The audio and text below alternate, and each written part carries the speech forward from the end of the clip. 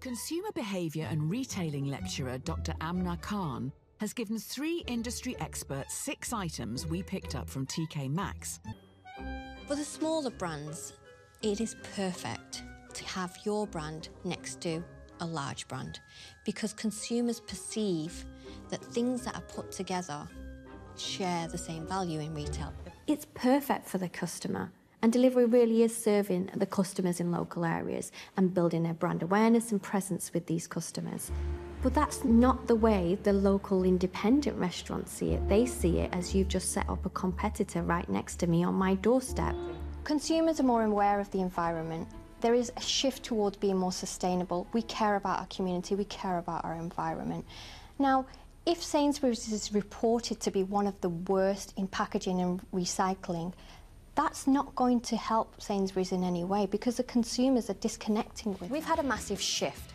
The market conditions have changed. We're no longer in a boom economy. We faced austerity from the recession. Consumers have had to change the way that they shop.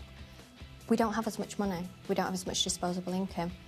And along came the great discount retailers, just what we needed.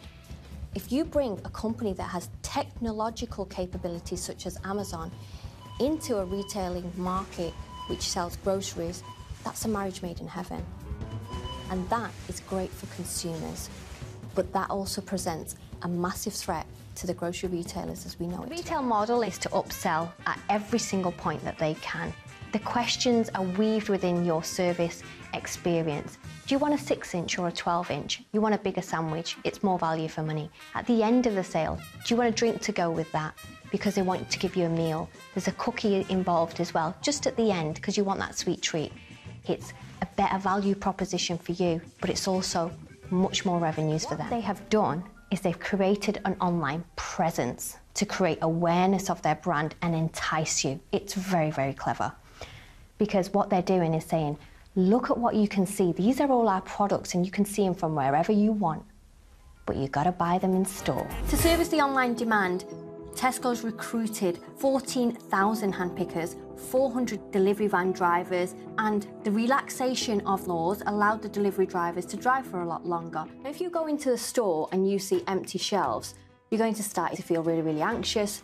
Now this led to a downward spiral because going into a store and finding that you can't get eggs and then you go into another 5 stores and see that you can't get eggs, you start to stockpile too.